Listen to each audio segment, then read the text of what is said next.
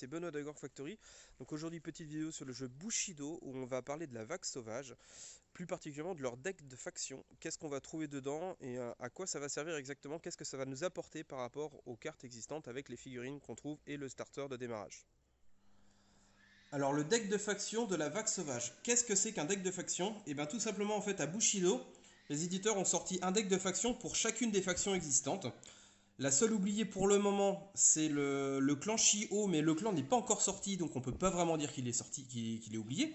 Il va forcément avoir son deck de faction qui va sortir après la sortie des figurines qui est prévue pour début octobre.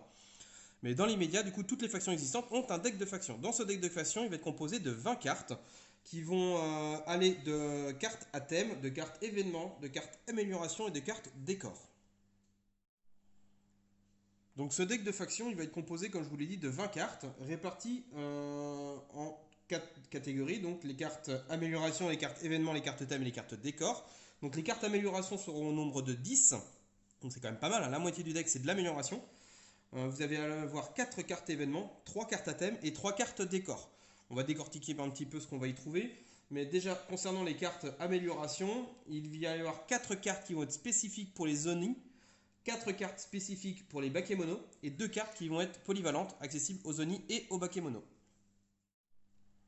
Donc on va commencer à décortiquer un petit peu les cartes. Je ne vais pas toutes vous les montrer, toutes vous les lire. Mais concernant les 4 cartes des Oni, j'en ai retenu 2 que je vais vous parler. Je vous ai mis Boba d'ailleurs pour l'illustrer parce que c'est une figurine qui se porterait bien à les utiliser d'ailleurs. Donc la première c'est l'agression révigorante qui fera que le porteur va gagner une action ki supplémentaire à la fin de son activation durant laquelle cette figurine a déclaré une charge et causé au moins une blessure lors d'une passe d'armes, elle gagne un compteur d'activation. Donc ça c'est requis au nicho uniquement. Donc ça coûte 1 point de ki pour l'utiliser. Ça coûte 3 points de riz, c'est une carte unique pour le deck. Donc vous comprendrez bien que sur des Oni qui sont quand même déjà des gros tons à la base, qui n'ont pas trop de mal à faire des dégâts, vous mettez ça à votre bonhomme et ping, il fait des blessures, il va regagner un compteur d'activation, ce qui est plutôt pas mal. Ensuite nous avons l'esprit des consumés. Celui-là c'est vraiment la petite pépite je trouve.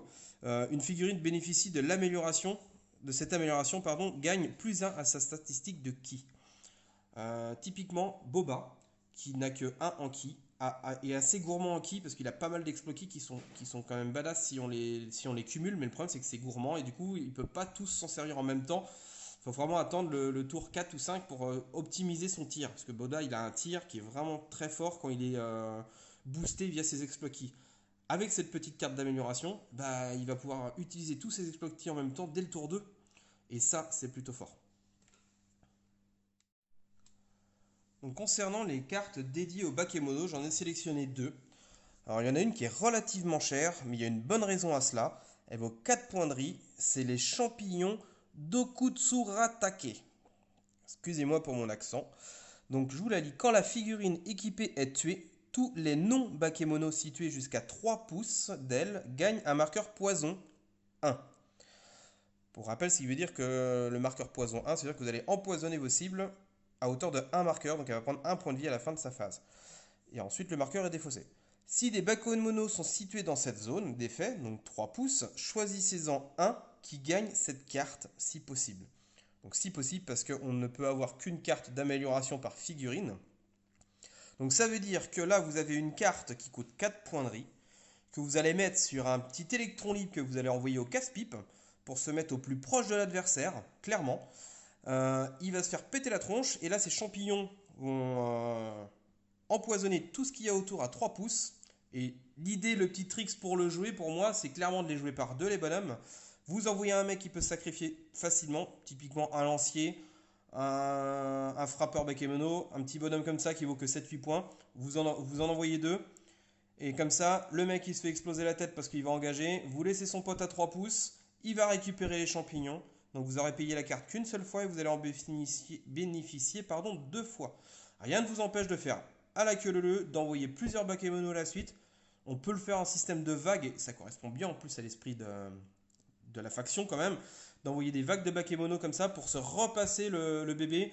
Et à chaque fois qu'il y en a un qui meurt, vous assurez en fait l'explosion de champignons derrière et d'empoisonner à chaque fois votre adversaire.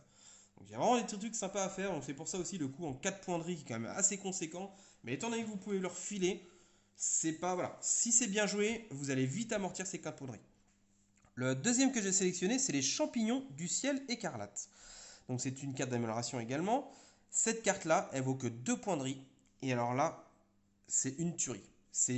Pour moi, c'est le top du top dans le deck de la vague sauvage. Je pense que je ne sortirai jamais mes Bakemono sans cette carte dans le deck. Alors elle fait quoi? Accrochez-vous. Doubler la statistique de mêlée de la figurine équipée. Ces armes de mêlée gagnent un modificateur de force de +2. Chaque phase de fin, la figurine équipée subit automatiquement une blessure. Le prérequis, il faut être hors de Bakemono, qui se trouve au sein d'une troupe qui comprend le Bakemono Sungenja, maître Yoda, ici présent. Donc, alors, je résume. Vous allez avoir un mec qui va doubler sa stat de mêlée. D'accord? Il va avoir un bénéfice de +2 à sa force sur toutes ses armes. C'est quand même pas dégueulasse. La contrepartie, il va se prendre des points de vie à tous les tours. Mais ça, chez les Bakemono, je vais vous en parler juste après, c'est pas trop gênant. Il y a moyen de le contrebalancer pour augmenter la durée de vie de notre mec et qu'en fait, qu'il ne se prenne pas ces points de vie là, en fait, tout simplement. Ensuite, vous avez le prérequis hors de Bakemono au sein d'une troupe comprenant le Bakemono Sungenja, à savoir Maître Yoda. Donc du coup, ça vous oblige à jouer Maître Yoda pour pouvoir sortir cette carte-là. Mais clairement, moi, je vais l'essayer. J'ai déjà des idées de jeu avec. Et typiquement, c'est notre petit ami IG. Pour rappel, IG, c'est un gros ton. Clairement, pour le coup qui vaut pour un Bakemono, il frappe fort, il encaisse. Maintenant, l'inconvénient, il n'est pas horde. Si vous le jouez avec Maître Yoda, il devient horde. Il gagne le type horde à partir du moment que vous avez envie Maître Yoda. Donc du coup, cette carte-là lui est accessible. C'est juste un mec, un Bakemono, qui a 3 en stat d'attaque de base, de mêlée. Ce qui fait qu'avec la carte, il va passer à 6. Il a déjà un bonus de force grâce à son arme. Il a l'attaque en puissance qui lui permet de donner +3. Il a la possibilité de charger comme tout le monde pour avoir un +2. Faites le calcul, on arrive à quand même +7. Donc là, on a un mec qui va avoir 6 dés de mêlée de base, sans parler qu'on peut le booster, et qui va nous balancer donc 6 dés de mêlée avec un +7 en force quand il va faire une charge. Là, ça rigole clairement pas. Faut pas trop s'y frotter. L'inconvénient, il va perdre un point de vie par tour. C'est un inconvénient, certes. Maintenant, pour rappel, quand vous avez vu la vidéo sur le starter de la vague sauvage, on a un pouvoir ki dans la horde qui permet d'augmenter le nombre de points de vie d'une figurine amie. Et bien tout simplement, si vous voulez augmenter la durée de vie et absorber ces points de vie là, vous allez dépenser un petit pion ki pour lui donner un point de vie supplémentaire à chaque tour. Et comme ça, son point de vie va être absorbé grâce à pouvoir ki. Parce que pour rappel, ce point de vie que vous allez donner supplémentaire, c'est le premier point de vie que la figurine va perdre. Donc vous lui donnez un point de vie supplémentaire, et vu que ça c'est à la fin de la phase de fin, enfin c'est à la fin du tour où il va perdre son point de vie, c'est le point de vie que vous lui avez donné grâce à votre magie qui va être perdu et pas son pool de points de vie d'origine. Donc vous allez garder un mec qui va avoir ses 4 points de vie tout le temps grâce à ce boost de ki. Alors ça va être gourmand, un petit peu en ki, c'est clair, mais je pense que ça vaut le coup et c'est à tester. En tout cas moi clairement je vais le tester et essayer de construire une liste un petit peu autour d'un mec comme ça super tanky qui va pouvoir rentrer dans l'art et puis découper tout ce qui va toucher. Comme je vous disais, il y a donc 2 cartes d'amélioration qui sont mixtes, utilisables par les Oni et par les Bakemono, tout simplement parce qu'elles n'ont aucun prérequis. Je vais vous présenter celle-là, du coup, arme empoisonnée. Elle est simple mais efficace. Pour 2 points de riz, vous allez avoir la possibilité d'empoisonner vos armes à raison de donner la règle poison 1 pour 1. Donc c'est-à-dire que vous allez donner un marqueur poison de niveau 1 à toutes vos armes. C'est plutôt pas mal parce qu'on peut, ça coûte que 2 points de riz, c'est pas énorme et on peut le donner à tout le monde. Donc imaginez un boba par exemple, un sonneur de cloche chez les Oni, des mecs qui balancent déjà la sauce au tir ou au corps à corps, au combat rapproché, ils vont rajouter en plus par-dessus des petits poisons.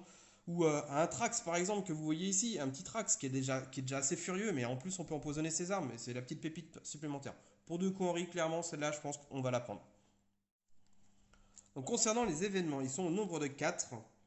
Vous en avez un petit peu pour tout le monde. Il y en a un qui est spécifique aux Oni qui est vraiment pas mal. Il coûte 3 points de riz. Quand un Oni ou un Oni-Show allié utilise l'exploit qui consumer l'âme, il gagne un compteur d'activation. Je vous rappelle que les Oni, c'est des gros tons. Donc on a un mec qui va déjà avoir buté quelqu'un parce que le consumeur d'âme, pour le faire, il faut avoir détruit une figurine pour se redonner des points de vie. Et derrière le mec, il va gagner un compteur d'activation. Bah moi je prends, hein. Vous avez une petite carte événement embuscade qui vous permet de donner la règle flanqueur à un certain nombre de figurines. Vous allez la payer à X égale plus un coût en riz par rapport au nombre de figurines que vous allez avoir et vous allez donner la règle flanqueur. Mettre des zonis en flanqueur, quoi. Le mec, il va avoir des zonis qui vont lui arriver dans le dos, il va pas comprendre. Donc c'est plutôt pas mal. Concernant les autres, il y en a un qui est un peu plus spécifique sur les kalaï, il y en a un qui est pour les bakemono. Voilà, ça vous donne vraiment de la diversité. Concernant les cartes à thème, du coup, il y en a trois. Il va y en avoir une pour les Zoni et deux pour les bakemono. Euh, J'en ai sélectionné une. Moi, je la trouve pas mal. Les 1000 yeux. Alors, après chaque test tactique, choisissez une carte d'allié bakemono. Elle gagne la règle groupe jusqu'à la fin de la phase.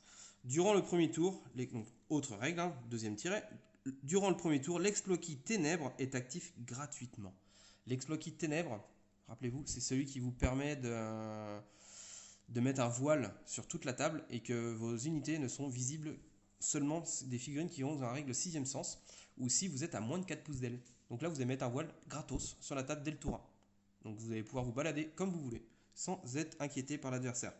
Troisième petite règle, tous les bakémonios gagnent l'exploit ki suivant, à savoir l'exploit ki qui s'appelle les 1000 yeux. Pour 2 points de ki, cette figurine gagne attaque coordonnée bakémono, jusqu'à ce que la passe d'armes en cours soit résolue. Donc cette carte thème est en autorisé, vous avez du coup les bakémonos, les ronin bakémono, les animaux et les animaux ronins. Donc du coup, il faut jouer bakémono pour optimiser la carte, mais donner attaque coordonnée à un bakémono, c'est plutôt sympathique. Les bakémonos, c'est pas des foudres de guerre, à part certains, mais quand vous commencez à prendre des mecs comme le Rincho, ou alors j'ai perdu son nom, le petit troll là, quand vous commencez à leur filer l'attaque coordonnée, ça commence à être sympa. On va commencer à faire des trucs pas mal. Pour les Oni, la carte à thème est pas mal. Il va falloir que je la teste quand j'aurai les Oni. Je vous en reparle un peu plus quand du coup je le testerai. Mais premier point important déjà, cette carte à thème, elle va vous donner 3 lignes de conduite. Et la première, c'est qu'elle va baisser le coût en riz de 1 point de toutes les Oni que vous allez recruter. Donc ça va vous permettre de débloquer des équipements en fait supplémentaires parce que c'est pas un point de riz en moins qui va vous permettre de prendre un Oni en plus vu le coût de la figurine. Par contre, ça va vous débloquer clairement des équipements que vous ne pourriez pas forcément prendre autrement. Après, sinon, vous allez avoir deux autres petits boosts, deux autres petites règles supplémentaires à utiliser au cours de la partie. Allez, pour finir cette petite vidéo, je vais vous présenter une des 3 cartes décor disponibles dans ce deck. Donc, pour un coût de 2 points de riz, vous allez avoir un décor qui est infranchissable, opaque, petit et destructible sur un socle de 30 mm. Ce décor peut être déployé jusqu'à 3 pouces de la ligne centrale de la table et à plus de 6 pouces d'un bord de table. Ajoutez à chaque tour 2 jetons ki à la carte Horde Bakemono. Je vais construire un deck autour de ce décor, clairement. Dans une prochaine vidéo, je vous parlerai plus précisément de comment jouer la Horde en mode Horde. C'est-à-dire que la vague sauvage, elle a énormément de possibilités. Vous avez des bakemonos qui ne coûtent pas cher, vous pouvez donc être nombreux. Vous avez des bakemonos qui coûtent relativement cher pour un bakemono, hein, faut relativiser. Mais du coup, c'est des gros frappeurs, des gros tankers. Et vous avez après les Oni qui là, on explose les coups en points par rapport aux bakemonos. Voilà, donc il y a vraiment plein de facettes différentes. Ils ont aussi beaucoup d'animaux. Il y a plein de tricks différents à faire avec les bakés. Maintenant, ce décor-là, il est typiquement fait pour la version Horde. Parce que, enfin, il est fait pour tous. Mais dans le mode Horde, je veux dire, c'est très gourmand, c'est très consommateur de ki. Parce que le pouvoir pour invoquer coûte 6 points de riz. 6 points de ki, pardon. Du coup, d'avoir 2 ki assurés à tous les tours, c'est un kiff, je prends. Et après, on verra, il y a d'autres choses à faire avec, ça s'accorde avec beaucoup, mais clairement, le décor, hein, il va être pas autant inclus parce que les autres sont pas trop mal non plus, faut pas se leurrer, mais je pense que celui-là, il a un cran au-dessus des autres. Les autres sont très bons aussi, hein, mais pour moi, là, c'est mon petit chouchou sur les 3. Le brouillard de guerre se lève, comme je vous disais, le voile des ténèbres est arrivé, le voile se dissipe, il est l'heure que je vous laisse. J'espère que cette vidéo vous a plu. N'hésitez pas à m'envoyer des petits messages si vous avez des idées de vidéos, si vous voudriez voir des précisions sur certains points que j'ai attaqués sur cette vidéo ou sur d'autres vidéos. Et s'il y a des points de règle que vous voudriez que j'aborde spécifiquement, ou des façons de jouer une figurine ou une autre, ou des combinaisons, n'hésitez pas à me contacter, on en discute et moi je vois ce que je peux faire au niveau de la vidéo. Sur ce, je vous dis à plus et à la prochaine pour une petite vidéo tricks sur la vague sauvage ou sur les pirates ou sur une autre faction. Au choix à voir, il y en a tellement à venir, je sais plus où donner la tête. Allez, à plus, bisous tout le monde. Si cette vidéo vous a plu, likez et si vous voulez en voir d'autres, abonnez-vous.